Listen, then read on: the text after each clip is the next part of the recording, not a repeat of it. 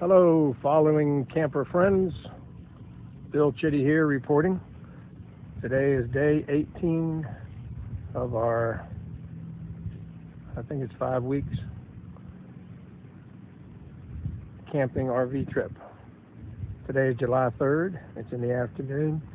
We just checked into Gojibik State Park in western Upper Peninsula, Michigan. And it has turned out to be a beautiful day. You can see we're right on the lake. There's somebody sitting in one of my chairs. And there's the RV and the bike. We're going to take off, do a little bike ride. Anyway, and we got a nice spot here. Hopefully if it rains, it's not going to stick around.